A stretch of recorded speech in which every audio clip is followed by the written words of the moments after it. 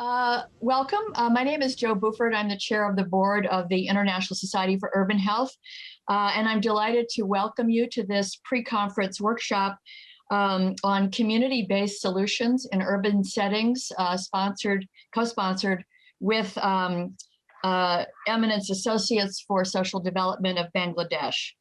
The International Society for Urban Health is the only non-governmental organization solely focused on advancing urban health and health equity by addressing the broad determinants of health.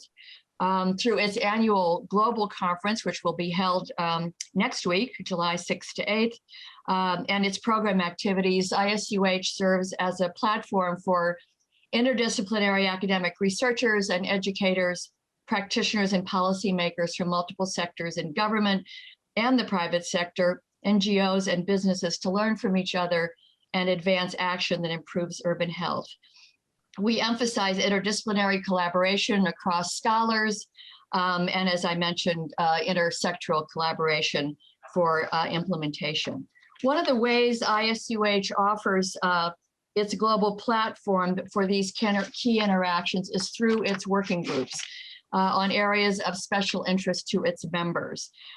This community-based solutions working group, chaired by Dr. Shamim Tulukdar, who's the CEO of Eminence Associates, first convened in 2014 in Coimbra, Portugal, and has met periodically at our global meetings to really discuss and explore with funders, with government officials, with CBO leaders, the challenges facing community-based organizations in global health. And as a consequence of those discussions, it was agreed that ISUH might serve as an effective platform for creating and supporting a global network of CBOs and stakeholders in community-based work in cities to learn and share and collaborate on projects. So today's session is being recorded, will be available in the upcoming ISUH global meeting. And for 30 days after, we'll be uploading it to YouTube and getting it out as far as we can. The session will be in two parts. First, distinguished panel, followed by a quick break, and then really a working session among participants to think about what are the priorities for next steps for the community-based solutions working group. We've had a little change in scheduling time for our panel, and we're going to be starting off with Dr. David Nabarro, who's our first speaker, and we'll have him present to you and then have a brief Q&A after his presentation. He then has to leave us for another meeting, and then we'll go back, introduce the other panelists, and conduct our regular panel session. So without further delay, let me happily welcome Dr. David Nabarro and introduce him. I think he is very well known to most individuals probably involved in this meeting and this conference. He's a special advisor to the UN Secretary General on the 2030 Agenda for Sustainable Development, the special envoy on COVID-19 for the WHO. And I think David has been the special envoy for every crisis that's come up in the last 10 or 15 years, whether it's AIDS or COVID or natural disasters. So he has a very important connection. He's now strategic director for something called 4SD, which is Skills, Systems, and Synergies for Sustainable Development, and also co-director of the Institute of Global Health Innovation at Imperial College. So let me turn this over to Shamim, and he can welcome David and start David's presentation. Shamim? Yep. First of all, I'm really grateful to David for making time and joining with us. David, as Joe mentioned, that we initiated this working group to engage the community-based organization and work for the urban health. I know that you are taking care of COVID-19 globally, and you are also supporting by technically of the different civil society group, as I always participate your initiative, 4SD initiative for COVID-19. So I think that it is important for engaging this community-based group, especially this type of pandemic diseases and maybe other upcoming diseases. So welcome you for joining with us, and let's hear your perspective of this community-based solution in terms of your knowledge and experience. David. Thank you, Shamim. Thank you, Joe. Actually, I got to know Shamim and Eminence through the work that I've done on nutrition and food, with a particular focus on Bangladesh. And right now, I've got two portfolios that are perhaps relevant, Shamim. One is the work on COVID, and the other is preparing for a food systems summit being organised by the United Nations Secretary General that comes up quite soon in September. And it's so interesting how we find ourselves, you know, with sort of similar areas of interest right now. You've joined some of my COVID events over the last few months, and thank you. And it's great to be back with you. And to Joe, thank you. It was lovely to be with you last night at the event organised by Aradazi, and very pleased to be here. Perhaps this is one of the things, everybody, that is a good outcome of the last 18 months, in that we have found ways to connect quite unusually using this particular approach of video conference, and it's become second nature to many of us. Thank you so much for inviting me along and for enabling me to be here. From the perspective of COVID-19, everybody, I want to confirm to you that, in my view, the way in which society comes to terms with this virus will be most evidenced in urban areas. It's in urban areas where the virus is getting stuck. It's in urban areas where the spreads are greatest. It's in urban areas where some of the frustrations associated with control measures are so strong. It's the urban environment that basically keeps the virus going. So I'm glad to be here. I've got 5 headings: people, pandemic, purpose, place, and partnering. And I'll time myself so that I'm done by about 17 minutes past 4 o'clock here in Switzerland. But I'll keep coming back when I use my headings to things that I believe practitioners in urban areas can focus on that will actually help change the direction of this pandemic. I want to start with people. Well, it's simple. The virus is the problem. People are the solution. Now, you might have thought, when listening to some government ministers speak around the world, that people are the problem, because the primary approach to dealing with the pandemic in many countries has been to restrict what people can do, to restrict movement, to restrict opportunity, to restrict openings. Basically, you must stay sheltered, not having contact with other people, and if you don't do that, you're in trouble, and we will possibly punish you. Well, we learnt in Ebola, Joe and Shamim, that if you bring in the army and put up checkpoints and have people with guns, that actually it makes disease control incredibly difficult, because you can't deal with a virus without people actually wanting to work with you, without trust and mutual understanding. And so, in situations where people are treated as though they're the enemy, then there is quite rapidly a sense that it's not our responsibility, it's theirs, and theirs the government or the local authority or whatever.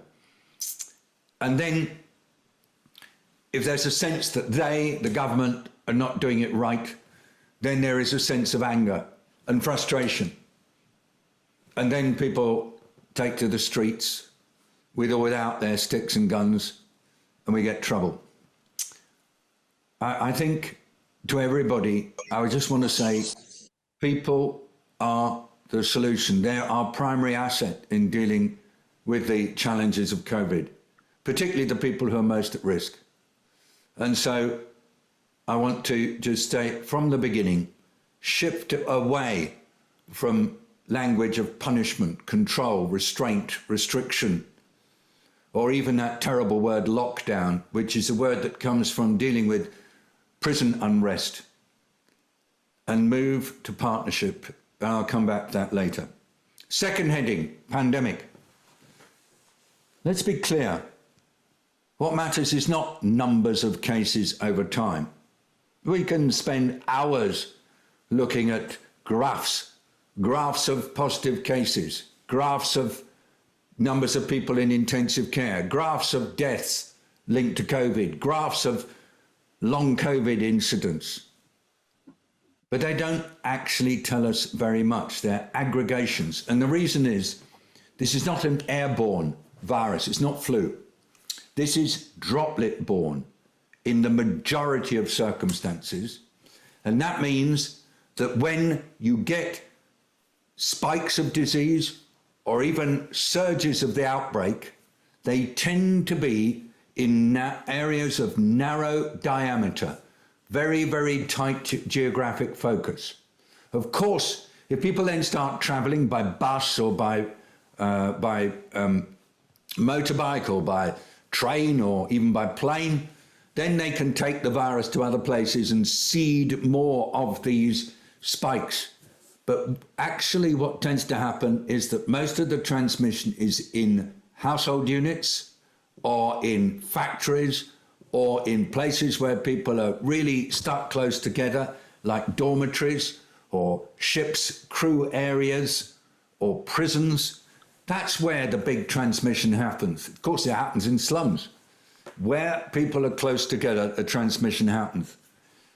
And what the other phenomenon that we see is that you get lots of small spikes when the virus comes into a community, but only a few of those spikes turn into big surges, and only a few of the surges turn into the kind of explosive suffering and death that we've seen, for example, recently in parts of India, or is currently happening in some of the borders of Bangladesh. But it's very specific. I mean, where Shamim is in Dhaka had some really bad things going on about a month and a half ago and is much better now. But if you go, if I'm right, Shamim, I'm not quite sure which borders it is, but you've got some real problems on one of your borders at the moment. And that's really causing a lot of worry with hospitals overloaded. And so everybody bear in mind what you're actually seeing pattern-wise is very localized stuff. It's not generalized. And the numbers, the total numbers, don't tell you the full story. Anyway, testing is remarkably uneven. If we look at the test positivity rates in some of the countries that have got surges right now, they're super high. And that means there's a lot more disease around than you're picking up. And so even the total numbers don't actually tell you much. And people say to me, well, it's gone down in Europe and the global totals have gone down. This means we're getting on top of it. And I say, perhaps, but perhaps not. I say this virus is coming endemic. It's sticking around. It's going to be here for many, many years. And what happens is that it moves around and suddenly you get the spikes. And then you get the big surges, like what's happening in Moscow right now, or what's happening in Indonesia. And then it subsides because people stop moving, they get scared. And then they move again, and then it picks up. And so we're saying, recognize this pattern and recognize that actually we need to learn to appreciate this pattern if we're going to be good at dealing with this. Thirdly, purpose. So I'm the leader of a G7 country, and I'm attending a meeting in Britain, and we're having a discussion about the pandemic. When we sit together, us G7 leaders, do we actually have the same purpose or not? And so I want to present you two very different purpose statements. Purpose one, we want to make sure that the people of our country have the best possible health outcomes. We will not pay too much attention to the people outside our country, but we will do what is necessary to make it look as though we're taking their needs seriously. But our real focus is on the people inside our borders, the people who voted for us, and they must be our primary concern. Option 2. Our concern is the people of our country, but the safety of the people of our country depends on the safety of the people in our world, because no one person is safe until everyone's safe. We have a virus that is mutating. New variants are appearing all the time. Sooner or later, variants will appear that can escape from the protection from the vaccine.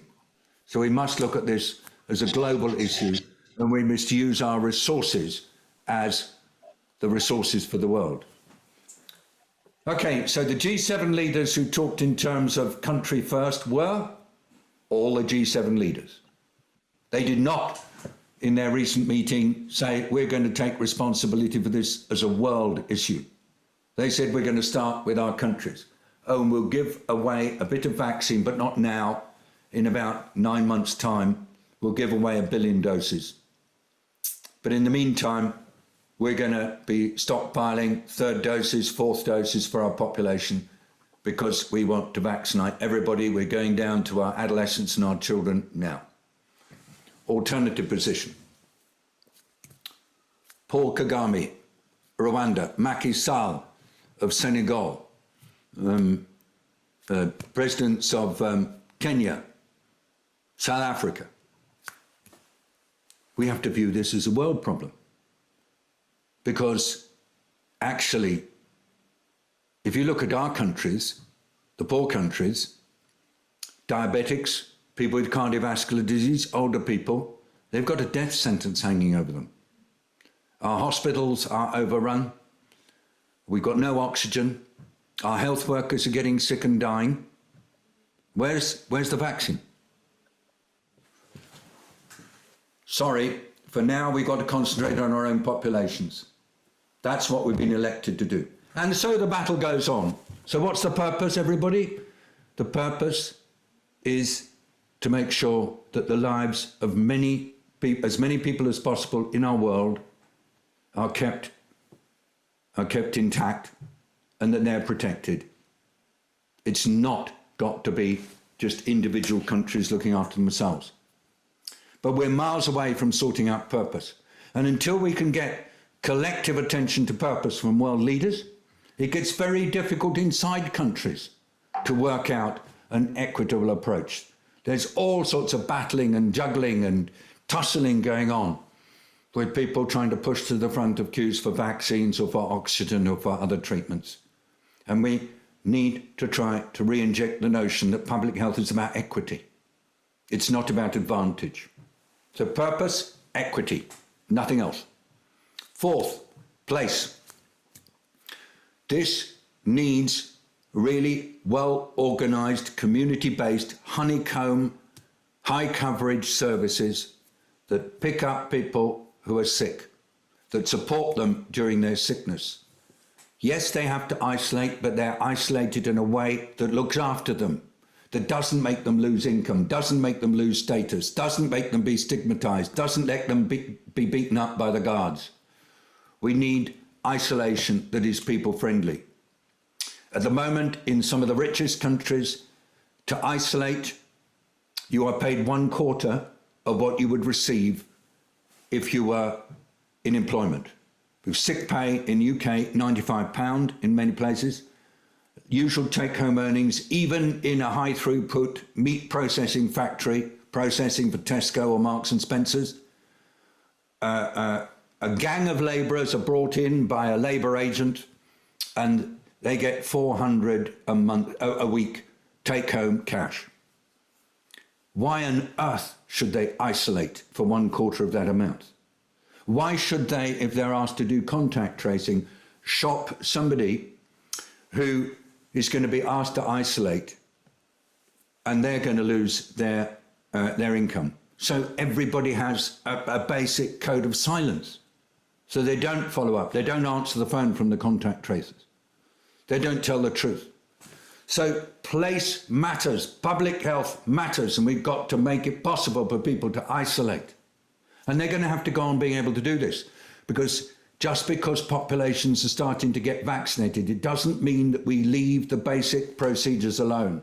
So we must have high coverage, infection detection, public health in all areas, but particularly in urban areas, particularly with good contact tracing, possibly central isolation facilities if people can't isolate in their homes, possibly being prepared to isolate wards of cities temporarily, but done in full cooperation with the local population, not done under duress with guns.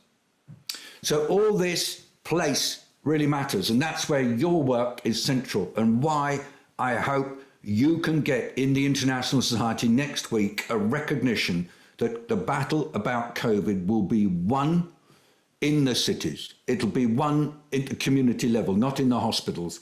It'll be won through partnership and cooperation for public health in place. And then lastly, partnering. You can't do good public health without bringing together the sectors of government, whether at local level or at national level. You can't do public health without bringing together the disciplines of the specialists who are working in government. You can't do public health without bringing together all the different stakeholders at the urban level who are important. Public sector, private sector, civil society, professional group, universities, schools, special interest groups, and so on. You can't do public health without building cross-party or multi-party coalitions between political parties. If political parties squabble, public health suffers. Just look at the countries that have had the worst COVID. They're the countries with the biggest political squabbles. So, you can't do public health if countries won't work together. What's it been like in global health in the last 18 months? Like never before. Like never before. The level of willingness to cooperate and work together among governments, low. Among public health specialists and researchers, amazing. But it's sometimes hard to preserve that cooperative space if governments are not getting on. The cooperation is best in the African Union, brilliant in Latin America in most countries, pretty good in Southeast Asia, pretty good in the Middle East. In Europe, pretty bad. Right through the US, even worse. It's amazing. The whole world's turned upside down. The countries that are best on the partnering are the countries that have been the targets for development assistance from the donors. The countries that seem to find partnering and working together, collective action, centre local, all the things that matter to you, most difficult, OECD countries. Thanks for the chance to make these opening remarks. Sorry, I've got to go. David, thank you so much for your nice discussion about your experience about this COVID-19. I just want to ask one question to understand the scope of civil society organization for managing this COVID-19 and developing partnership of different initiatives related to the COVID-19 prevention and management. So my point is, what type of biggest challenges you see for engaging civil society organization for management of COVID-19? Well, as far as I'm concerned, Shamin, the heart of the total place approach has to be at community level, community-based organizations working with local communities, possibly even getting down to one community health sentinel per 50 population or 10 households, something like that, and basically keeping an eye. All that we worked on community health work in your country, and the work that I was doing, obviously it's a bit specialized in Matlab or in Khulna or in Jagatsinghpur. Always the emphasis was on identifying people at community level who could just step forward and take a little bit of responsibility for supporting households around them. And it was through building networks of community health volunteers in South Asia that I really understood the potential of good quality community health, certainly in all my work on child health and on women's health. And it's that capacity for really quite localized coverage and empowered community members and a sense of collective responsibility that really does make a difference. I mean, I don't like always comparing across countries, but I have to say that the countries where there has been the potential for good quality community organization and public health capacity through community health volunteers generally seem to be better able to deal with the ongoing threats of this virus and indeed of other challenges. We had this with cholera, I remember, in Haiti and in Zambia and other similar things. And we've had it with the dengue. And it's basically the heart of dealing with infectious diseases in communities. So for me, the groups that are brilliant at that are civil society organizations. They might be religious. They might be to do with a mosque or to do with a temple or to do whatever with any other religious institution. They might be sporting clubs to with football. There might be associations around particular trades, associations of garment workers and so on. Whatever group we can find which brings people together ought to be brought into the local COVID response, particularly in cities. And looking in Britain, for example, at the cities that seem to have done really rather nicely, even though they've faced big challenges, for example, around Manchester, when I talk to the chief executives of these cities, they say straight away, we can't possibly do this alone. This has to be a collective responsibility of local NGOs, local businesses, local organizations, service organizations and others. And that then becomes the natural heart of the response. Shamim, it's the work of groups like Eminence that is absolutely critical at this time. Thank you, David. So as already Joe mentioned, that International Society for Urban Health started this working group to engage the community-based organization. And we want to really stand beside all UN initiative as well as the government level initiative for managing this COVID-19. So what is your suggestion how this working group can be most helpful to act globally as well as locally? Through networks.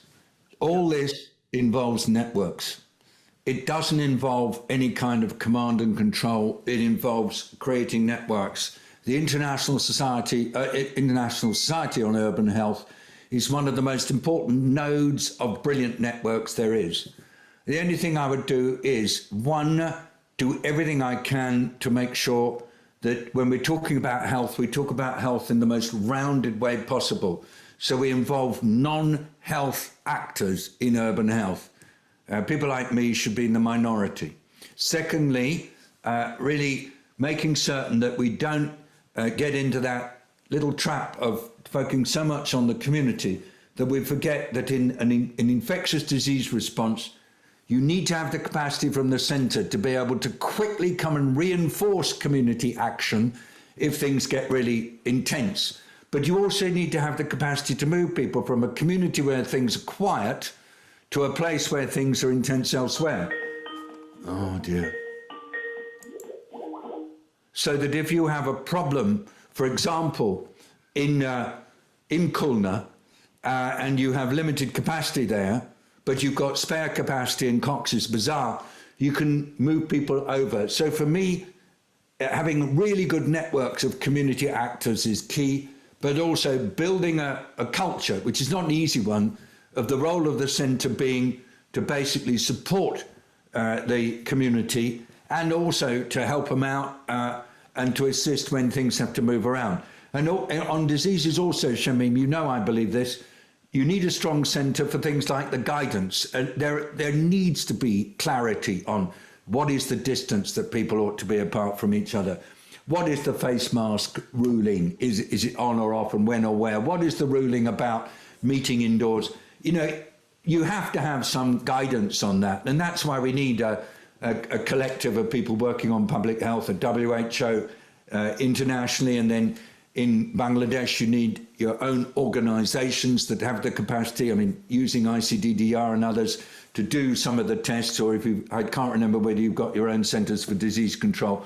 But it's that, having that capacity, so you link the community organizations of the center, absolutely key. I'm going to ring off because I have to, but I see Anna Ortigoza has written saying politics is key. And all I was to want to say is, and I probably should have said it, this kind of work involves us being ready to engage in the small p of the political process, which means being able to work within, understand, and not be frightened of the power differentials that exist in society. It doesn't mean we go into politics, but it means that we work with the power structures because they are key. So that was my last comment. Thank you, Anna, for your point. And okay, I go bye, but want to stay in touch. Bye-bye. Thank you, David, very much. Bye. So I'm handing over to you for introducing our today's panelist. Okay, great. Thank you, Shamim. That was a great start. I think if there was ever any endorsement of the need for a network of organizations providing community-based solutions, that was certainly it. It's now my pleasure to introduce our panel. We've asked each of them, and they're from very different perspectives, as you'll hear, which was the point of this conversation. And we've asked each of them to take a period of time, maybe 6, 8, 10 minutes, from their perspective to really talk about the key roles that they see community-based organizations have played related to COVID, but also in general, in terms of advancing community health, and then also give us advice about what they think the most important steps that need to be taken to strengthen both the understanding of the role of CBOs and also their capacity for action, which is sort of what we're about. So let me introduce the panel. Shamim, do you want to go back? You'll come back and do the more detail on the working group when we go into the next section. Should we do it that way? Okay, fine. Let me share with you that we started this working group, community-based solution working group, as a different working group of the International Society for Urban Health. And our objective to engage community-based organization and find out the best solution for different intervention in urban areas, perspective of ensuring the best urban health solution. So we started this network, and we are engaging different civil society organization. As David mentioned, it's not only national NGO, you are also engaging the different international NGO as well as different UN organization as a part of this network, as well as religious organization, faith-based organization, clubs and others. So we have been organizing this pre-conference workshop in all international conference of urban health. And this year's conference is going to organize from 6 to 8. And as a part of this conference, this is a pre-conference workshop. I hope that today's our panelists will discuss and share their experience of the community-based organization, and important to link up each other. Now I'm going to request to introduce our panelists today by Joe Buford. Okay, thanks.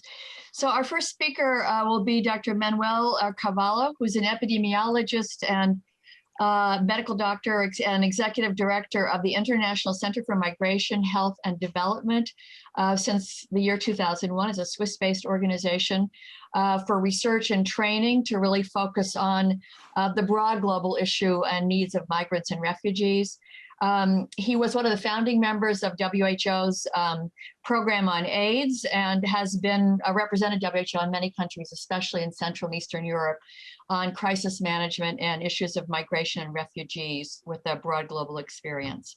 The next speaker will be Dr. Margu Jahangir, who's also a medical graduate and public health trained, specializing in maternal, child, and newborn health.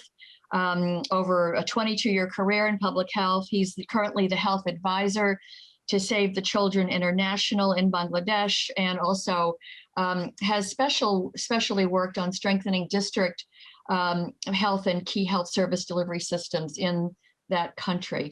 And our final panelist, Dr. Ryan Mahmoud, is a policy and technical advisor of OPHNE for USAID. He has broad international experience in emerging and developing settings for USAID, especially in also MNCH and adolescent health and rights, and has worked in ministries of health at district global level in South Asia and in West Africa. And unfortunately, Dr. Sasan Al-Mahdi from the United Arab Emirates was taken ill last night and was not able to join us. She will be fine, but she just was not up to it to joining us this morning. So, but she's been a longtime member of this network, and we are excited about having a link with the Middle Eastern and the MENA region. So with those introductions, let me turn it over to Shamim, who will moderate this discussion. Shamim? Yeah, thank you, Joe. I have a small correction. Yes, yeah, I'm correcting that thing. Just I'm going to add one point that Dr. Margu Jahangir, he's a health officer of health section UNICEF Bangladesh, but he has a long experience in the urban health. He did work for the long time for the urban primary healthcare project also. So thank you, Dr. Jahangir, for being with us. So now let me make one technical request, Shamim, before you begin. Could everyone put their correct name on their screen while the panel is going on, because it's going to be difficult to have a good discussion, and then let me ask the panelists perhaps to open their screen so that everybody can focus on them. If you just check, everybody's coming in as Gina Gonzalez, which was the link. It would be great if you could put your correct name on your picture. Thank you. Thank you, Joe. Now I'm requesting Dr. Manuel Cavallo, Executive Director, International Center for Migration, Health and Development. Thank you, Dr. Carvalho, joining with us. And please, we are here to learn about your experience about community-based organization as well as ICMSD. Thank you very much, Shamin, and Joy. Thank you very much for the invitation. I find the issue of urban health sadly neglected, overlooked in much of health planning. And so I'm delighted that there is this group focusing on urban health. But when I think about urban health, I think about diversity. And I think about the fact that we have in many urban settings throughout the world, but especially in low-income countries, we have over 1 billion people living in what are politely called informal settlements. These are slums, new towns, whatever we want to call them. Now, that number is expected to double over the next 10 years. So in 2030, we're going to have almost 2 billion people living in these types of settlements that are, on the whole, largely unplanned. They're constantly evolving. From the point of view of internal national migration, urban slums are growing and decreasing and growing and decreasing all the time, but on the whole are getting larger as more and more people move in from rural areas, or as refugees from other countries, or indeed as internally displaced people from other parts of the countries. Now, I think we can generalize and say that most informal settlements or slums are not wanted by local or national authorities. And in many settings, local authorities see these urban slums as falling outside of their mandate and outside of their responsibility. So the issue of providing quality health care into these settlements has often been benignly neglected. Now, what are the characteristics that we should be concerned about with respect to COVID-19, but also using COVID-19 perhaps as exemplary of other infectious disease issues?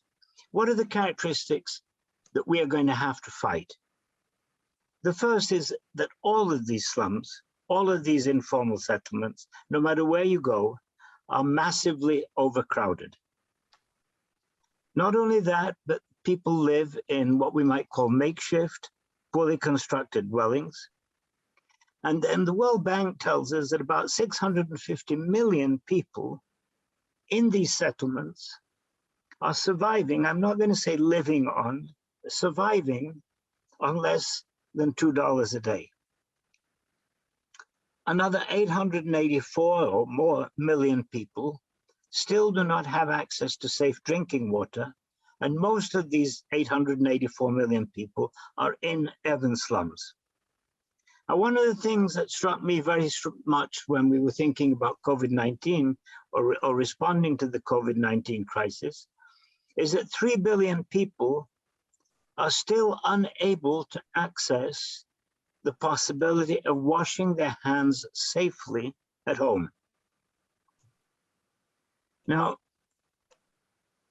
Shamin, you and I have talked previously about the issue of healthcare services in these settings and realize that most of the healthcare that is provided, or most of the primary care that is provided, comes via makeshift pharmacies.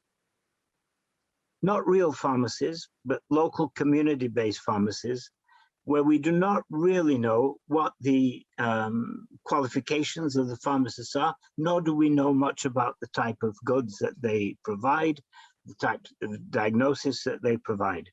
So we're talking about 1 billion people or more who lack access to quality care, lack of good nursing and midwifery, and also a lack of access to good communication and education on health, in this case, COVID-19. Now, not surprisingly, these are areas, these are settlements, these are communities, populations characterized by a very high morbidity and mortality. So when we are thinking about COVID-19 and we're talking about issues such as pre-existing conditions, ironically, in these situations of poverty, obesity, diabetes, and hypertension are becoming highly prevalent diseases. Now, we know now from the research that has been done since March of last year that obesity, diabetes, and hypertension are 3 of the critical diseases that are likely to complicate COVID-19, make treatment difficult, and make outcomes more perilous. Now, from a purely pragmatic public health point of view, and David was talking about public health and equity, I think one of the things that we must always keep in mind, and I always talk about this with regard to migration, whether it's international migration or internal migration, people in slums, people in low-income areas, in informal settlements, constitute a vital source of low-income labor, low-cost labor, for the higher income parts of cities.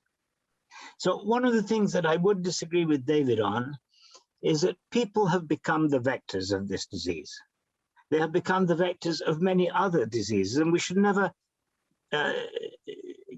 get away from that fact. Unless we can engage with people to control their own behavior, to reduce their own risk of exposure, and to reduce their own risk of carrying the disease to and from their communities, then we are not going to get very far. And I think one of the great stumbling blocks of COVID-19 is the fact that we have still not focused on urban health, and within urban health, we have not focused on the issue of low-income settlements that constitute perhaps one of the most actively growing parts of the demography of countries. Now, what is the relationship? Where do CBOs come in? Well, the reality is that without CBOs, the situation would have always been worse than it is. These are populations that are, I used the term before, benignly neglected in the past by health authorities. And when I say benignly, it's not to say that they were neglected intentionally in order to do them damage, but neglected while recognizing that they needed to be provided with services that governments were not willing to provide them with. Now, we have seen CBOs in Nairobi, in Sierra Leone, in Argentina, and India become very active in doing what I would call some very primary care initiatives.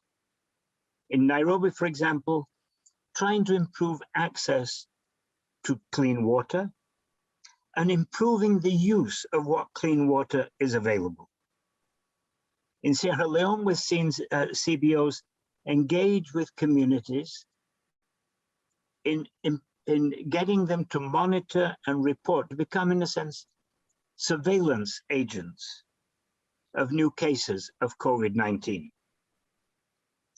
And in Latin America, we've seen them become very much engaged in education and mobilization of communities. But what is the challenge? The challenge is that CBOs, for the most part, are not well funded. CBOs, for the most part, are not working collaboratively with local governments and national governments, not because they don't want to, but because they're not invited to. We do not have the type of devolution of responsibility of urban health that is required. And unless we can get governments, local and national governments, to recognize the role of CBOs, to recognize the competence of the people in CBOs, to allocate resources to strengthen the role of CBOs even further through training, through equipment, through a more active engagement in the planning process, then I don't think that we're going to get too far with regard to COVID-19. Now, David, I think, was very realistic when he talked about COVID-19 becoming endemic in much of the world. And I think this is something that we must keep in mind. COVID-19 is not going away. It's going to take different forms. It's going to appear from time to time. We're going to have different variants of it. And I think that unless CBOs in urban low-income settings can be activated and supported in a way that they have never been before, then we're going to have a very, very dismal epidemiological future ahead of us. So I'll stop there. I've said what I wanted to say. And I think that, again, let me say how pleased I am that you have taken up this issue and that you've invited me to participate in. I think it is probably one of the most exciting, one of the most necessary areas of public health, national public health and international or global health, as we might call it. Thank you. Thank you, Dr. Carvalho, for joining with us. I know that you were so busy, but I thought that your participation in this webinar and pre-conference workshop is important, as you have experience to work with WHO for a long time, also in East European countries, as well as migrant population. As you are aware that Bangladesh has a huge number of Rohingya people, and we are still far more behind to ensure the health services for them regarding the COVID-19. I think vaccine is an important issue for them too. And if we look at that, urban population in Bangladesh, the poor people has not yet got any vaccination, though government started to give them the vaccination. So let's come to Dr. Margu Jahangir, Health Officer, Urban Health Section, Unicef Bangladesh, who has a vast knowledge about Bangladesh health issues in terms of maternal child health as well as urban health. Dr. Margu Jahangir, please. Thank you, Shamim, and thank you, everybody. And thank you, my previous speakers, particularly Dr. Carvalho. I would like to thank him because he has said the main things of the urban health problems. And I have a small presentation, what UNICEF is doing in urban, and then in the later part, I will talk about COVID-19 pandemic.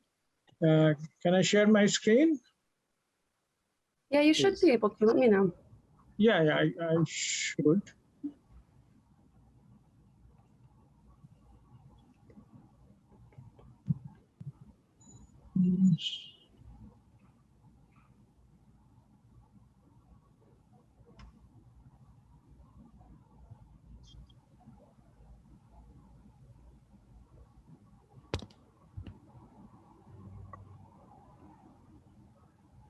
Okay. Can you see my screen? Yes. Yes. Yeah. I will. It's a very small presentation, and again, thank you, Dr. Carvalho. He has said about the urban population and how the dynamics work. And I would like to add only that the slums in Dhaka, particularly, are growing in 7% per annum, and the city population or urban population is growing in 3%. So, as you can guess, every 9 years or 10 years, the slum population is going to be double. And I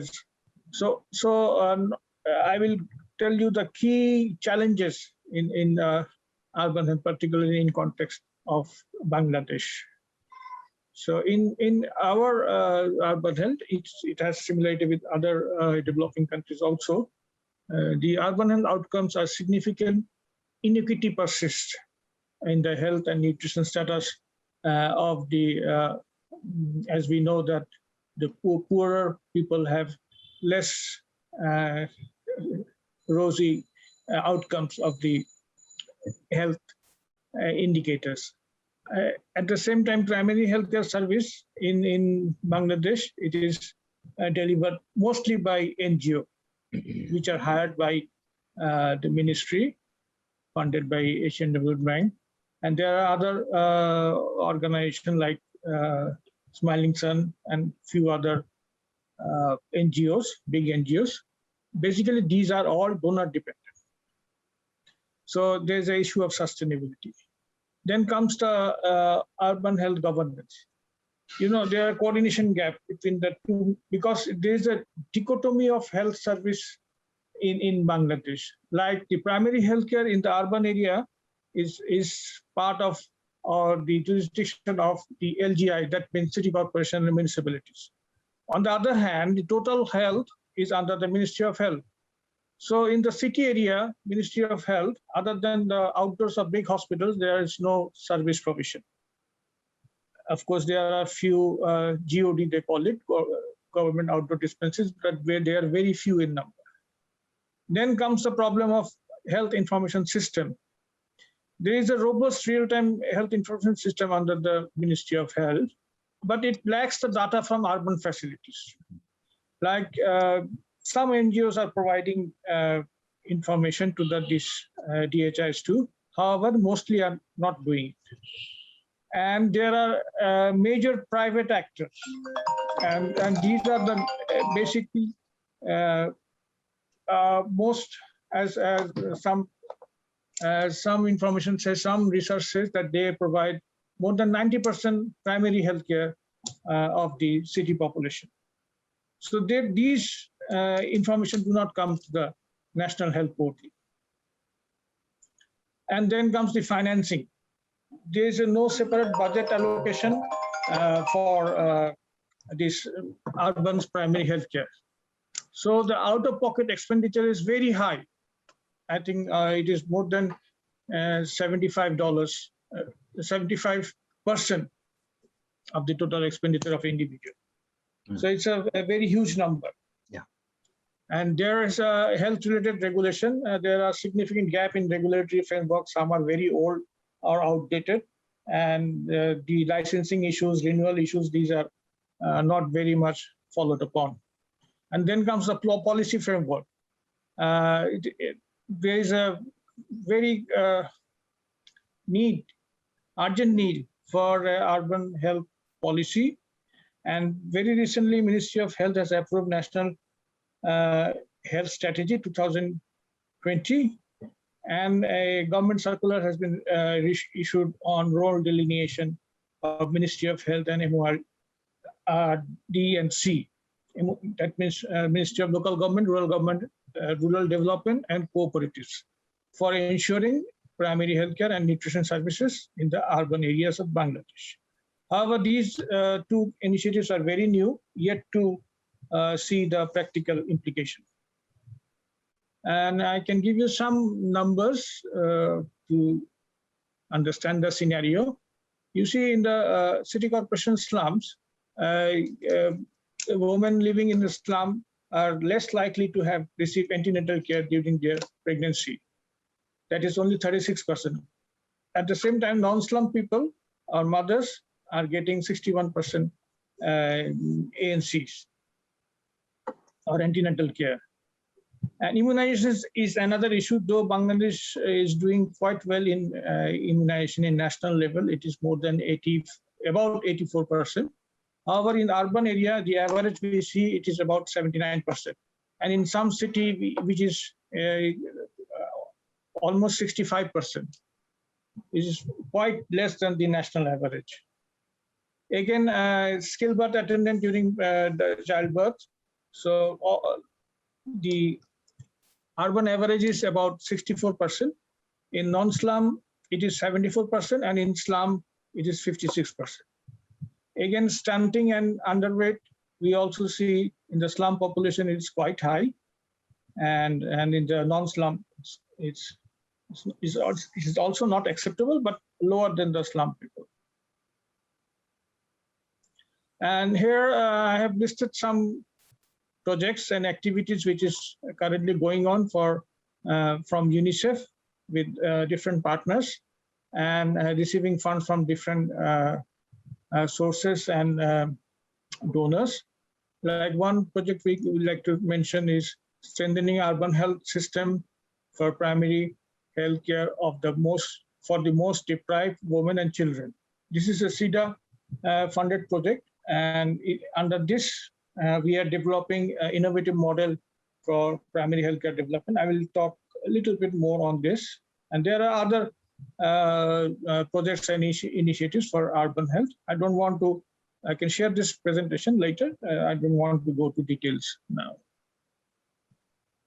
This is the model we are going to implement very soon. And you can see these are called,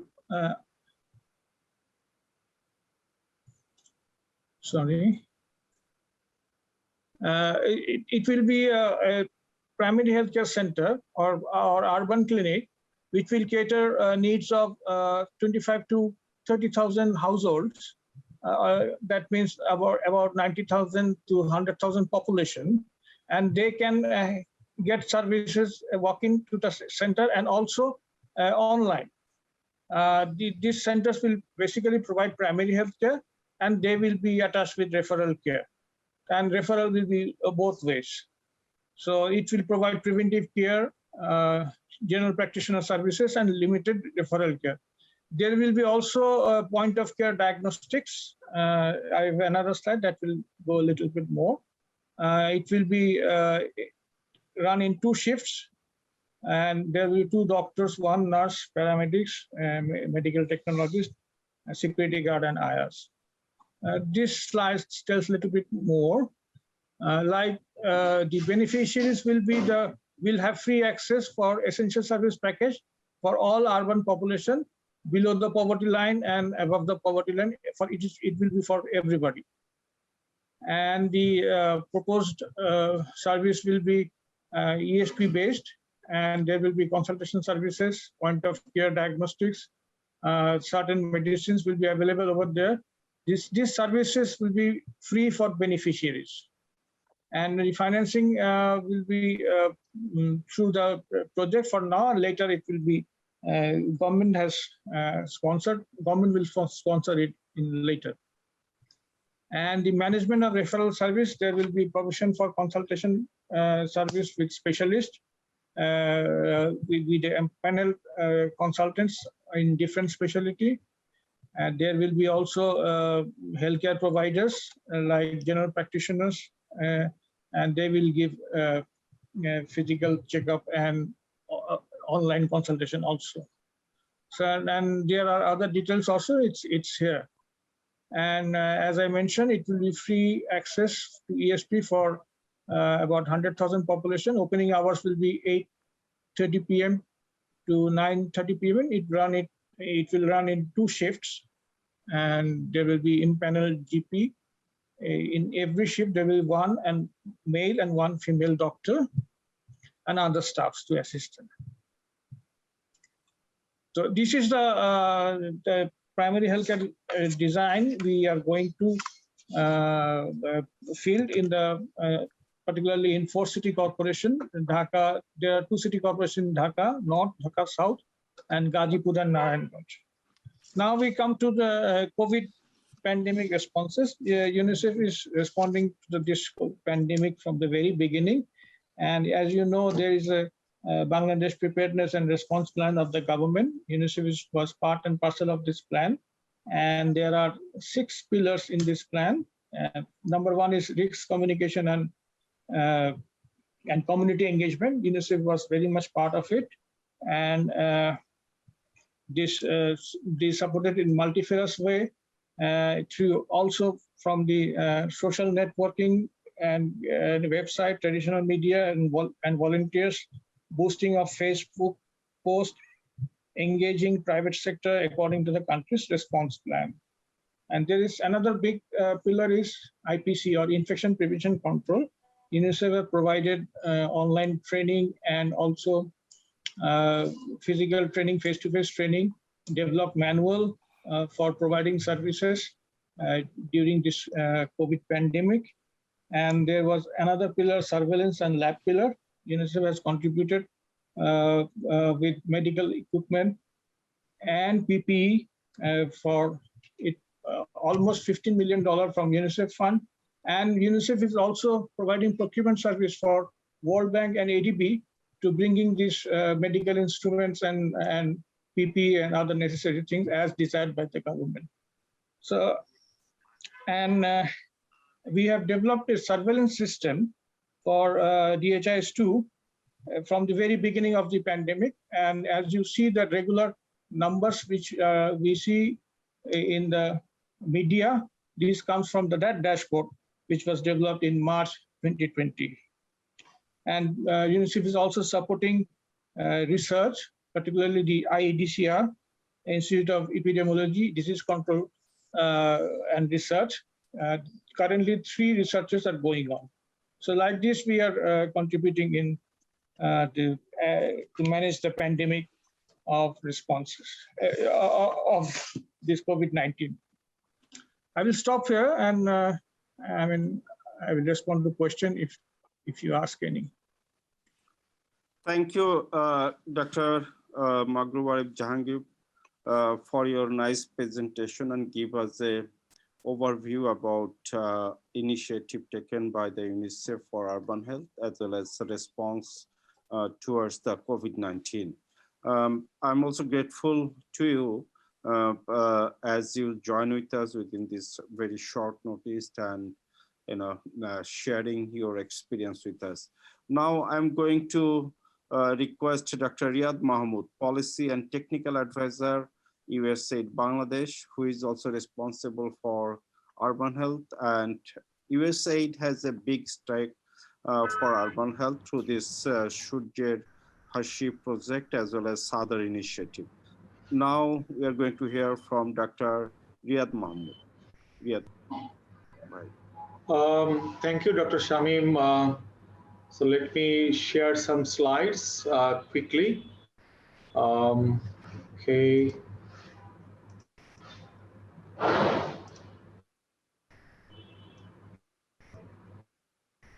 Can you see my slide? Yes. Okay. So I will, I'll talk, about, COVID response in urban areas by, NGOs, civil society, and also role of donors.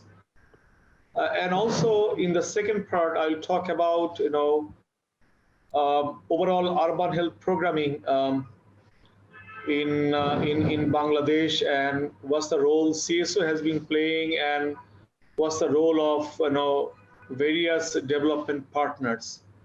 So let me start with COVID scenario. I think if you follow the media, you know by this time. So we have almost 1 million cases, and yeah, until I think 2 months back, the urban areas were the hotspots, but now we are seeing more cases in rural areas, and mainly the border districts to India are massively affected, and most of the patients are infected with the Delta variant, also known as Indian variant earlier, and still the country is facing this burden of COVID because of prevailing incoordination among sectors, intra-sector, lack of enforcement of public health measures, and also suboptimal community participation. And let me show you the real-time data that Dr. Margu was talking about. So you can see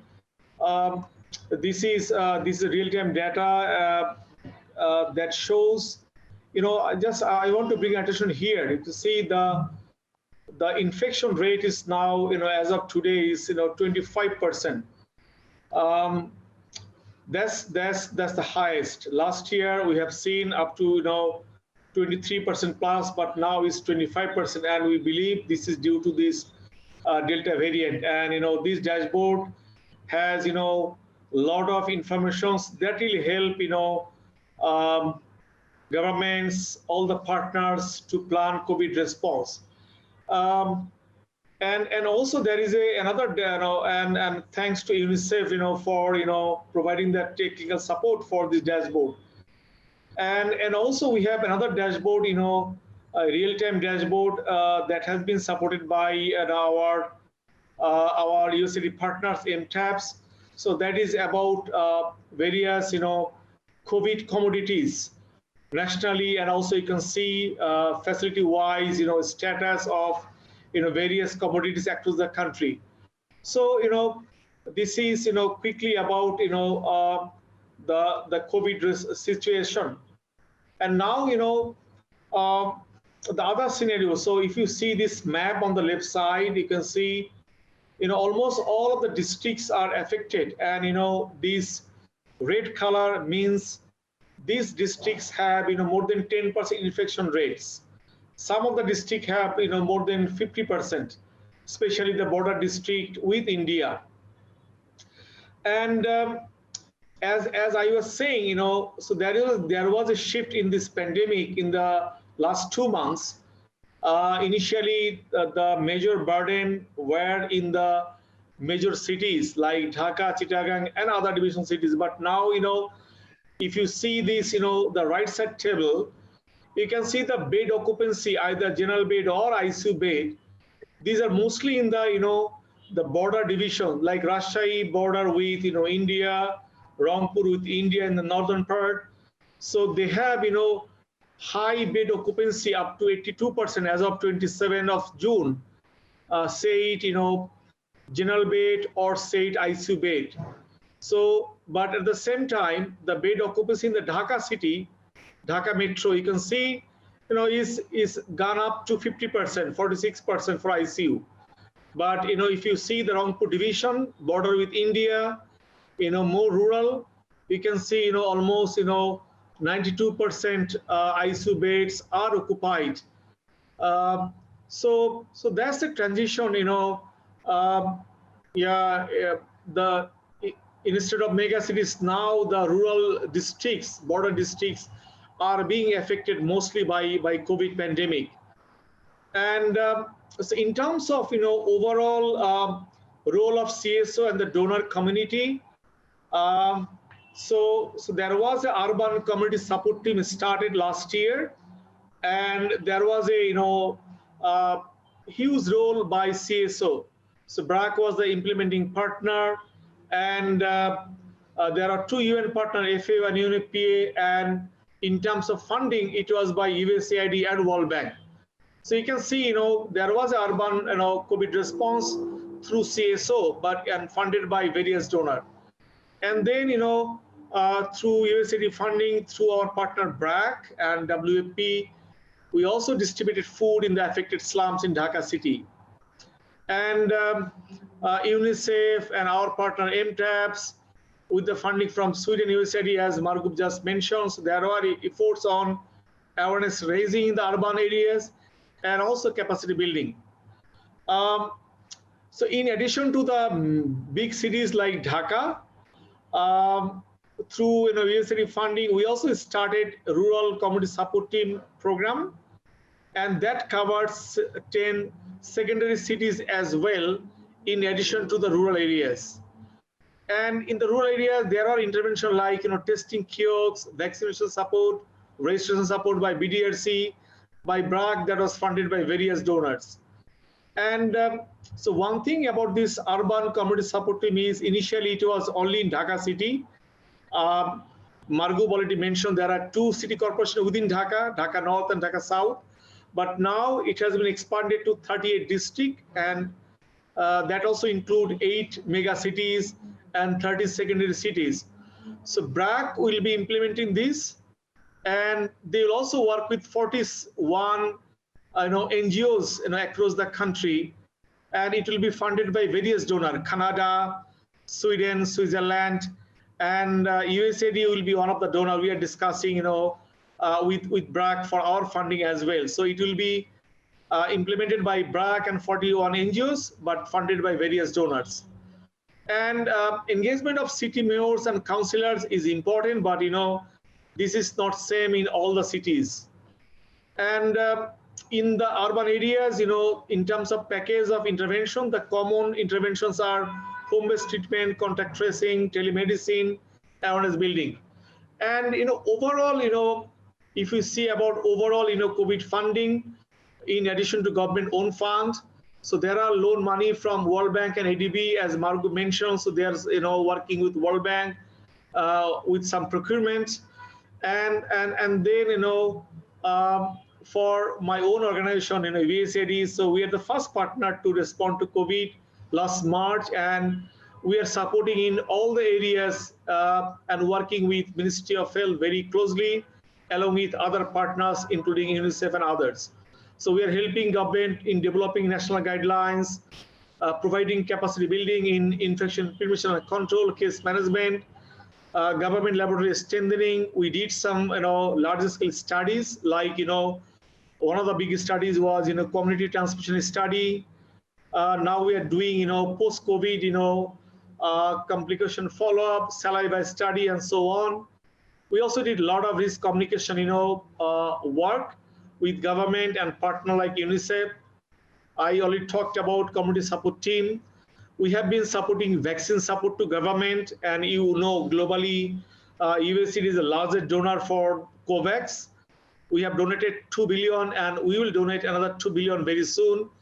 And there will be 2.5 billion vaccine. I mean, Moderna vaccine coming this weekend. So that's a direct US government donation through COVAX.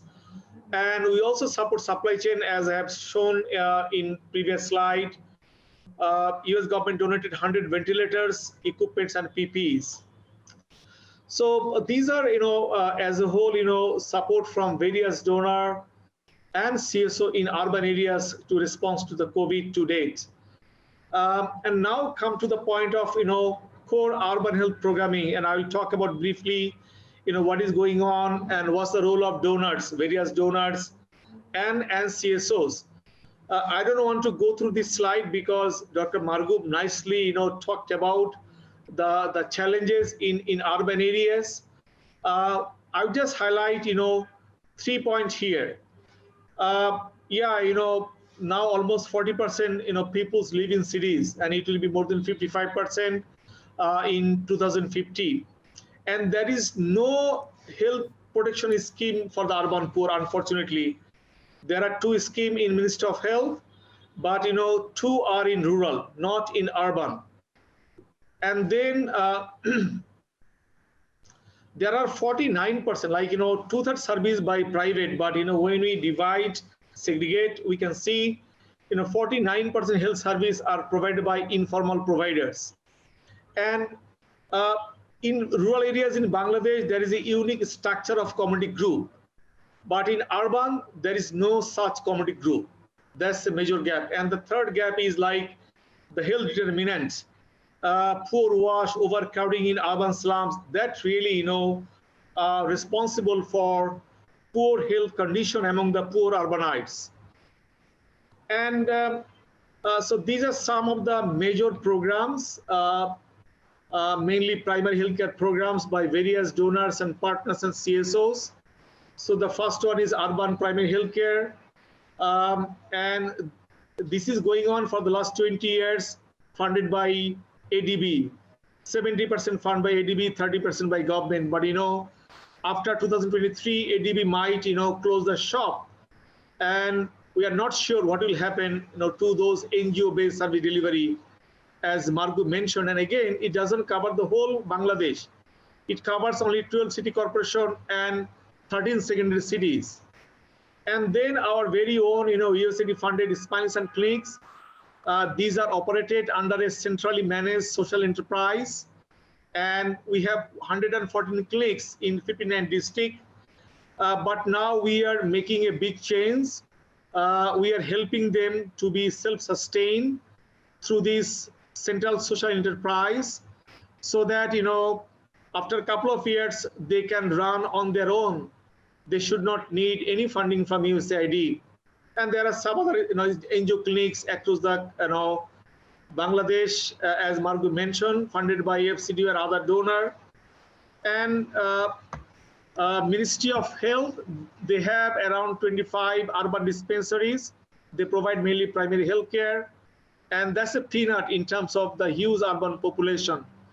So BRAC has a urban slum health program in 10 cities, funded by FCDO. And European Commission has a very good, very excellent project in terms of governance and system strengthening that just ended.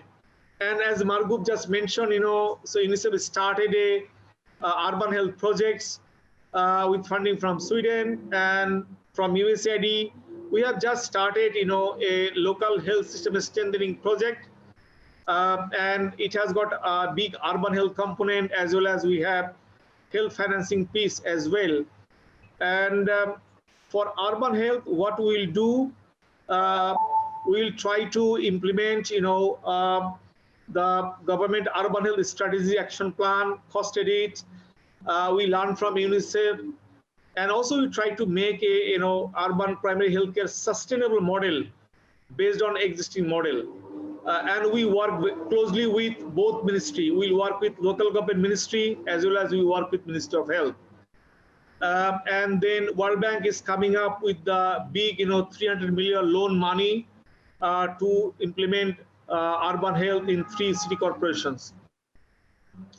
And actually, what we believe, that to ensure healthcare for the urban poor, we need a big reform. I just give a imaginary name, Bangabandhu Healthcare Reform for the urban poor. Unless we have a big reform, we are not able to serve the urban poor. And Bangabandhu is the father of the nation, and the current prime minister is his daughter. So maybe by giving such name, we can get political mileage, but this is very much needed. And these are some of the reform areas. to improve access to healthcare, to improve quality of care, providing financial risk protection for the urban poor, fostering public-private partnership, and also engagement of the other sector that, actually the first speaker, David, talked very much. So in terms of public-private partnership, we talked about strategic purchasing, because for government to build new infrastructure and provide healthcare in urban, that will be not easy, time consuming. Rather, government can think a mixed approach. They can start with strategic purchasing, and they can purchase service from the NGOs and the private for profit in the urban areas. In the long run, they can have their own health system in the urban areas. So this is my last slide. Some thoughts to move ahead. As Margu Bhai rightly mentioned, we need to build the trust and coordination among both ministries. I mean, Ministry of Health and local government, as well as local government institutes, because as per the law of our country, the city corporation, the municipality, they are independent. They are supposed to provide healthcare for their citizen. Then the second thing, as I said about the big reform, we need to increase the investment, huge investment needed for urban primary healthcare, because now these are private sector dominant, depend upon NGOs for primary healthcare. And so local government need to really invest on this. Ministry will need to invest on primary healthcare. It could be, as I said earlier, it could be through strategic purchasing and government's own investment in own health infrastructure. And we need to review innovation and upskill those, like Margu talked about GP model, and from USAID we are discussing with local government about establishing urban community clinic, and also how to maximize the use of the underutilized Ministry of Health facilities which are located in urban areas. We need to really expand the health protection scheme for the urban poor. USAID is working with Ministry of Health to expand existing scheme like SSK and voucher scheme to urban areas. And then we also need to cost and implement the urban health strategy and action plan. Yeah, we have an urban health strategy approved, but this needs to be costed and this needs to be implemented. And just to echo with Margu, we really need to regulate better the private sector in terms of pricing, quality, and reporting. And we need to embrace them, not pointing them in terms of service or costing. We also need to partner with them. And lastly, all donors, all CSO, all partners need to design and implement this health reform that I have talked about. So that's all from my side. Thank you very much, for your patient sharing.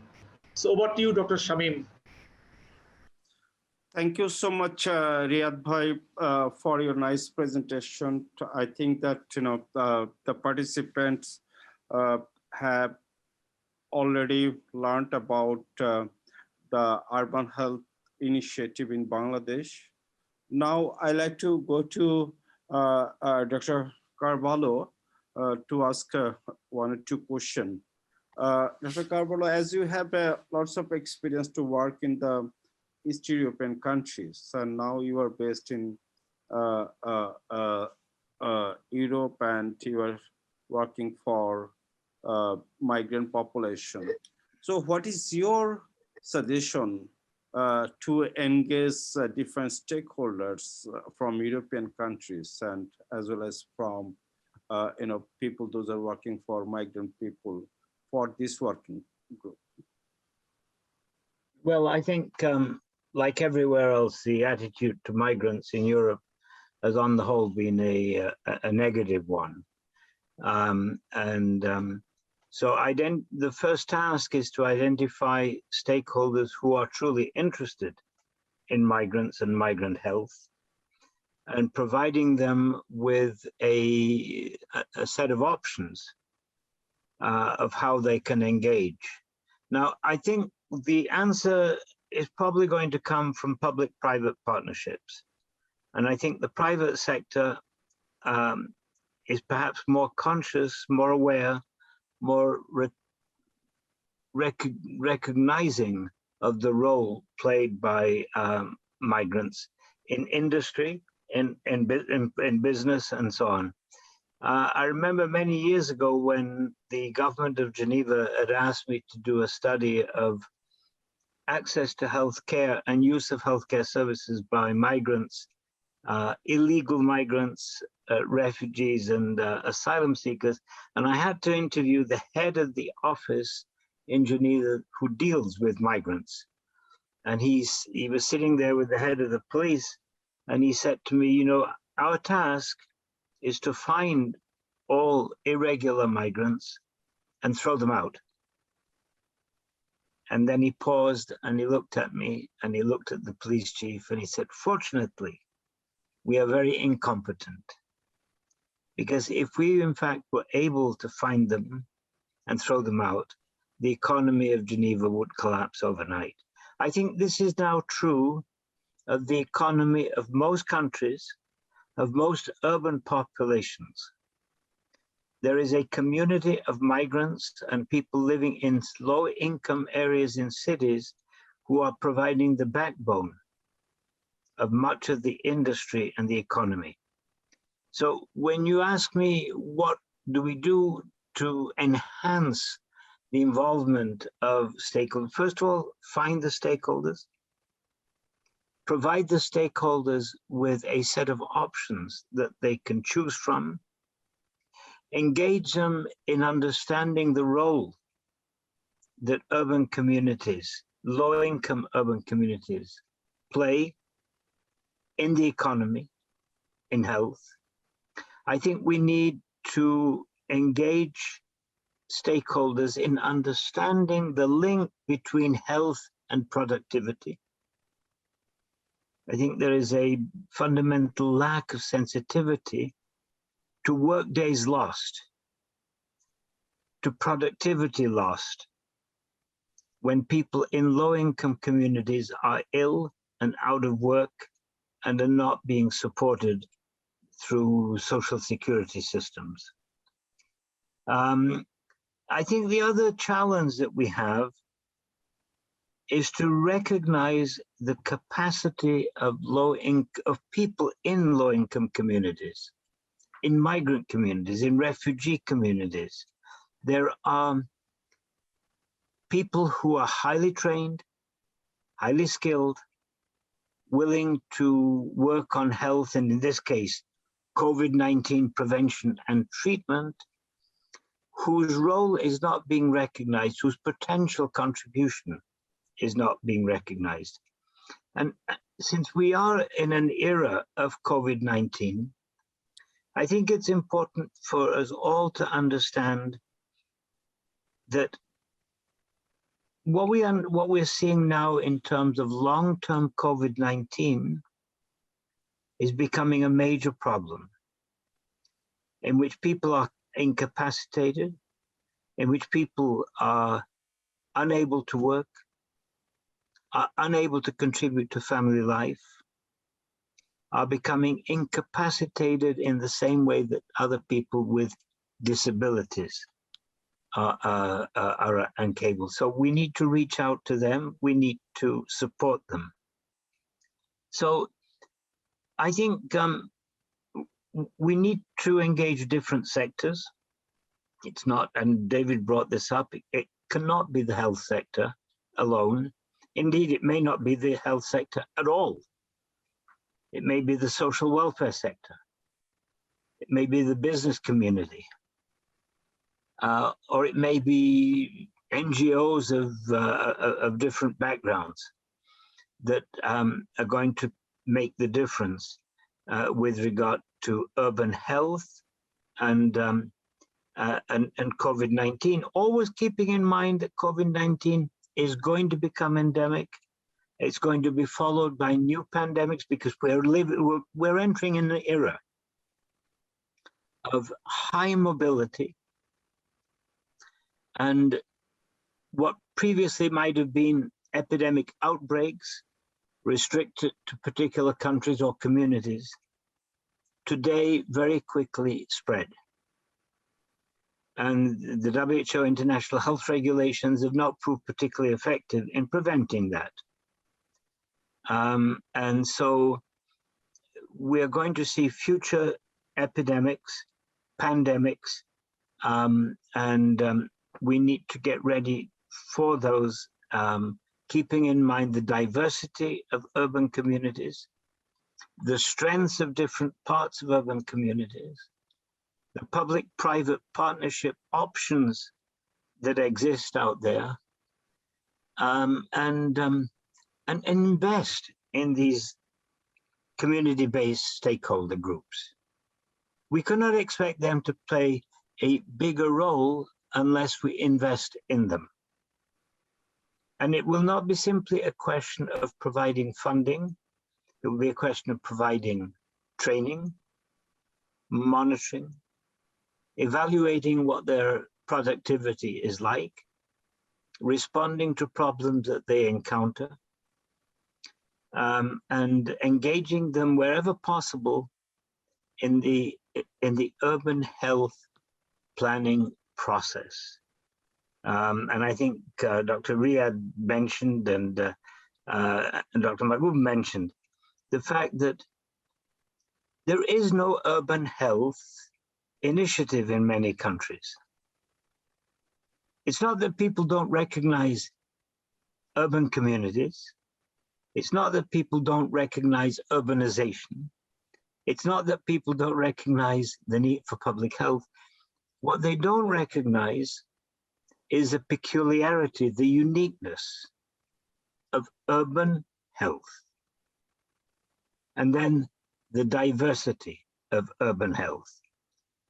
For years, public health has focused on rural communities, on outreaching to rural populations. And today, of course, rural populations are diminishing.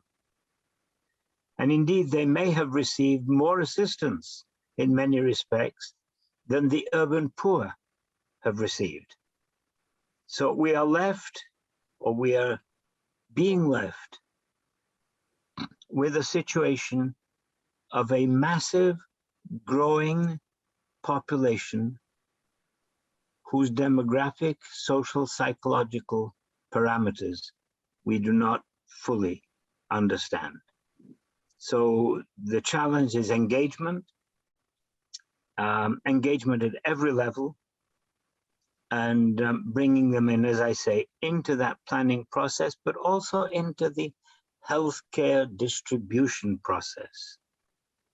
Getting them to be active, not simply attending meetings or listening to talks or listening to lectures, but actually engaging them in healthcare delivery.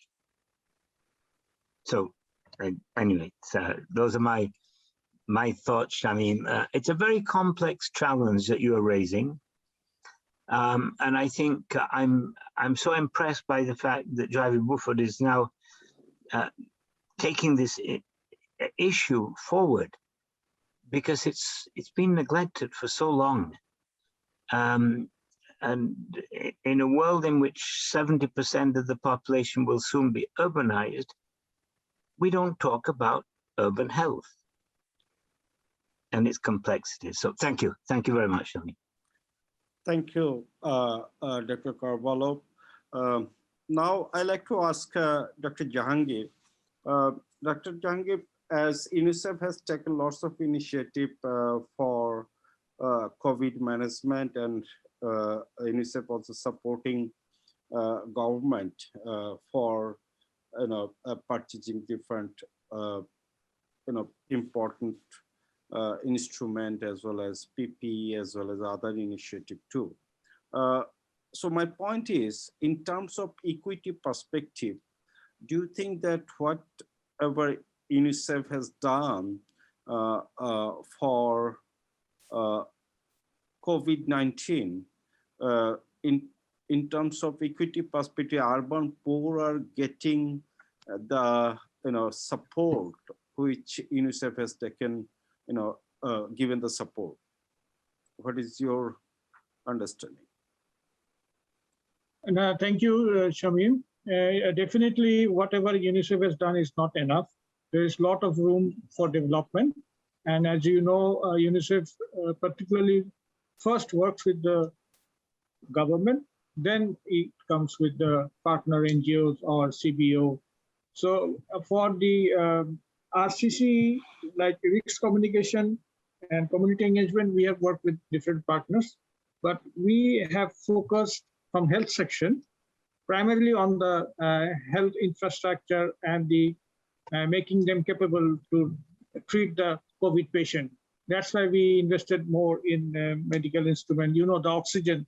So seeing the Indian crisis, Bangladesh might have a similar crisis. So we have built 40 LMO, liquid medical oxygen plant, all over the country. And at the same time, government has developed another 24 districts. So all 64 districts are covered or going to be covered within next month. So yes, you are correct. Whatever UNICEF has done, there is a lot of more room to be done. Thank you. Jahangir, one more question for you, that how UNICEF can be the part of this working group? What is your understanding and suggestion? It's a very important. If you take the lecture from David, so he mentioned that it cannot be done. I mean, the COVID crisis cannot be met only by policing or by state or by strict rules and regulation. It needs community participation. So considering this, which is very correct and very true, so we need participation of our CBO, our NGOs, and other community stakeholders. So I think we should invest more, and I particularly praise the idea that you have come with, and I think we can do further works on this field. Over. Thank you, Jahangir Bhai. Now I come to Dr. Riyad. Dr. Riyad, as you mentioned, and David also mentioned, that there is a real need of multi-sectoral engagement, not only the health sector, and really contextualize the urban health intervention perspective in multi-sector, as the urban planning, as well as transportation, housing, primary healthcare service, lots of things we need to do. Even as Margu Bhai was talking about that risk communication, during the COVID-19, we found that people are not motivated, people are not engaged by the different initiative taken by the government and other stakeholders due to the there is a gap of risk communication too. So in that perspective, what will be your suggestion to engage multi-sector by this community working group to ensure the urban health in developing countries?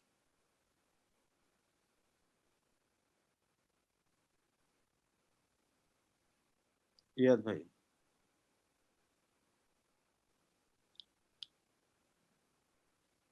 I need to unmute, yeah. So this is not only for COVID response, actually, for any program, I mean, any public health intervention, without, community participation, it never cannot be, successful. We know about immunization program, we know about family planning program, how they become successful, because of community participation. Even when I work in Africa, in Nepal, I have seen that actually, most of the successful public health program, the backbone is community participation. For COVID, that's a must. Because, as you learned from David, only enforcement cannot ensure the practice of public health measures. So we need to make sure, community participation as well as, all the sectors work together. And, this is not easy. Honestly speaking, this is not easy because each of the sector has their own, strategy and approach to implement. Say for health, education, women affairs, social welfare. So each of the sector and the ministry, so they have their different sets of organogram and line of command. So because I also work in mental health, and there is a big multi-sectoral platform, and it's very difficult even to organize the meetings of various committees at different level. So I think to make it functional, because there's a necessity in terms of COVID response. So I think here community can play a big role. Say for example, if I take the example of community clinic, the community clinic, these are at the rural level. A community people donate the land. The community group, they manage the operation of the clinic. They create the awareness. So they oversee the work of the government health worker, whether they serve the people or not. So community can play a big role in terms of multi-sectoral coordination, and also like when we talk about multi-sectoral coordination for COVID response, I think among the government there should be a apex body. And now for COVID response, I think you are aware that there are various committees from national up to union level, and these are led by the bureaucrats or for coordination, because you need to have one someone to lead and coordinate that is successful in some areas, not in other areas. Because what happened, politicians are not happy, and you see the newspaper, they are not happy that the bureaucrats are leading this multiple sector for COVID response. So you need to make a balance, like how to give the leadership to the politician, to the local government, representative like the mayors, like the union Parishad chairman, to coordinate the multi-sector coordination for COVID response. And I see the role of CSO, because that was one of your question. I mean, what's the role of the CSO? I think the CSO can facilitate various actions for community diagnosis, helping the local group to improve the awareness, that they're expert. We have a lot of experience.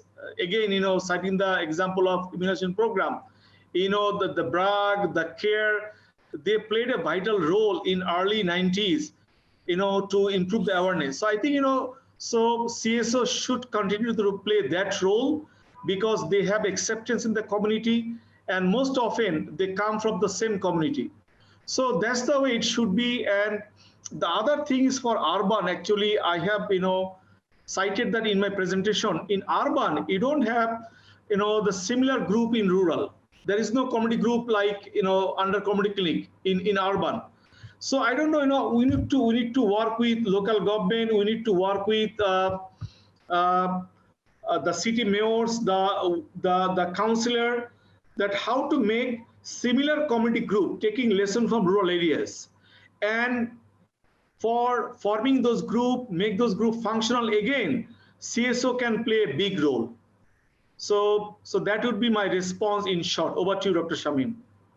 I have a last one point I like to hear. I'm sure that Joe also like to hear from you, that how USAID can be supportive and take part in this ISUH as well as this community-based solution group.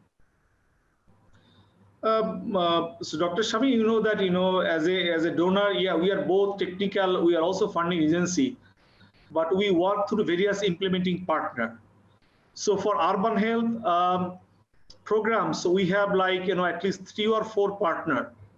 So definitely, when there will be, this group, there are some activity in Bangladesh. So some of our partner can be part of this, because we have, program in urban areas on family planning, on maternal newborn health, on quality, on system strengthening, and so on. So definitely our partner, can learn more from you, from this group, how to be engaged, how to make this group functional. And the other thing that I'd like to mention, because there is a group among the development partners, there is an urban health task group, but that is mainly, for the donor and union agency. There is no NGOs, there is no CSO. So I think, there should be a separate, alliance, or existing alliance need to be revived or strengthened. And then the other thing is, there are, health standing committee, Dr. Shamim, you know that. So for city corporation, for municipal, there is health standing committee led by city mayor or ward commissioner. So I think, this, community practice, what you or the ISUH is leading. So how to link with those city mayor, city council led, health standing committee, that's very important, because unless it is taken by the mayor, by the ward commissioner, it will not sustain. So I think that also could be other areas. And for that, USCity has been working. Like, today I had a meeting with Rajshahi city mayor, Sylhet city mayor, and we talked about how to functional the health standing committee. So these are some of the initial response, but definitely, we can discuss offline, and we can engage our implementing partner, how best they can, participate. Over to you. Thank you, Riyad Bhai. Finally, I like to come Welcome. to Dr. Carvalho. Carvalho, as this is a working group to strengthen the urban health globally. So do you have any suggestion for this working group? Well, I would first of all make sure that it's interdisciplinary. Second, I would suggest that it try to come out with products as quickly as possible. And by products, I mean, in some cases, guidelines, some cases, pithy reports. I think there is there's a gap here. And I think that this working group could help to fill that gap. It must do it quickly. When you ask Riyad about funding, for example, I think the issue of getting funding for urban health initiatives depends on being able to demonstrate clearly what the problem is, what the solutions could be, what do we know, what we don't know about urban health. I think we must go beyond the conference arena and or the task force working group. It must begin to come out with products that it can use to mobilize funds, but more than anything, to mobilize policy change. I think we need a fundamental reform of healthcare planning. And a number of speakers have talked about the primary healthcare approach, about community participation and so on. You know, the Bible has been written long ago in Alma-Ata, and we have forgotten it. Community participation means not simply ensuring that the community actively engages in healthcare, but more than anything, that the community understands what healthcare is about and what the challenge of healthcare is.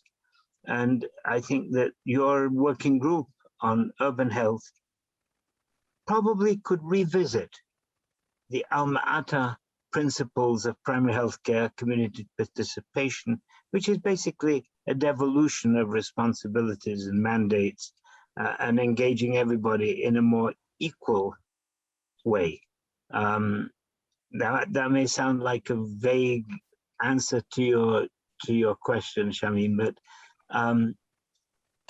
I would suggest that the group move forward quickly and come out with materials that it can use for policy reform, for engaging donors, and for engaging international organizations. I don't believe that WHO has a meaningful urban health program. So I don't think we can necessarily depend on the traditional health institutions, global or national, to lead this. There needs to be here we come back to the very nature of this discussion, the role of not necessarily community-based organizations, but the NGO sector, the non-governmental sector, must begin to play a very much, a much more active policy level engagement and role. Based on data, real-time data, based on evidence, translation of evidence into policy options, negotiation with governments and organizations on taking up policy options and translating them into new initiatives and so on. Yeah, thank you, Shaman. Thank you, Carvalho. Thank you, Dr. Jahangir, Dr. Riyad, for your nice discussion. And I believe that your presence today in this pre-conference workshop make us successful. So now I like to request Dr. Joe Beaufort to conclude the session as a chair of the ISUH. Thank you, Shamim. I want to really thank all of the speakers. It's been an incredibly broad and I think to some degree very unusual set of conversations. And I think many of the comments that have been made reflect the fact that these voices, the voices that you're reflecting, the voices of communities that you're concerned about don't often get this kind of hearing. So we're very committed to partnering with Eminence and other organizations. And I think we do see the real potential for ISUH to become a global platform. We certainly feel like we are already for urban health, but also more broadly, our origins are with researchers primarily, and we're increasingly connecting to policymakers. But the addition of linking to organizations on the ground, community-based organizations, offers a really important dimension to the work that we want to do going forward. And I just want to add two partnerships that we would bring to this conversation and to the work of this group are, we are commissioned by the World Health Organization to map global expertise and experts in urban health. To speak to Dr. Carvalho's point, I think the WHO Central, at least, is beginning to organize what had been fairly disparate groups looking at the urban health issue. There is now an overall leader in urban health, and those individuals will be talking at the conference next week. So that's very encouraging, and they are really starting by looking globally at this issue.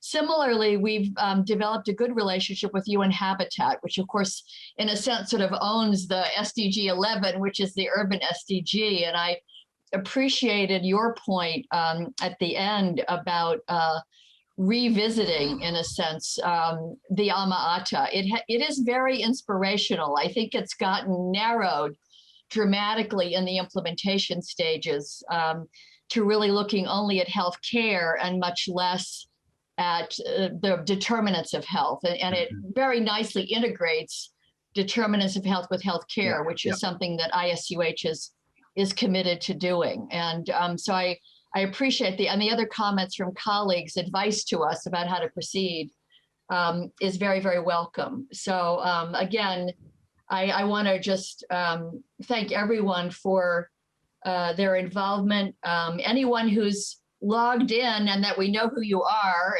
if you aren't, we're delighted to see you. Put your name in the chat, and we will be following up to implement the Urban Health Working Group under Shamim's leadership going forward in the next weeks. And I, again, encourage those of you to join us at the conference. You can look at ICUH 2021 if you Google it, and you'll find us starting Tuesday through the end of the day on Thursday. So I'll conclude my comments with, again, joining Shamim with thanks and let him have the last word. Shamim? Joe, thank you so much for giving Eminence this opportunity to work for ISUH, as well as taking the lead of this community working group, best solution working group. I'm also grateful to Dr. Ryan Mahmoud and Dr. Jahangir, my group, because from my beginning of my career, I know Dr. Jahangir. He is always supportive to us.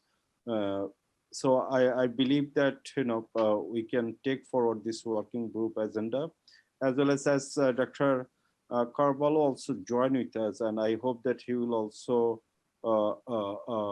stand beside us for this working group initiative. So thank you all. Thank you from International Society for Urban Health. Thank you from Eminence.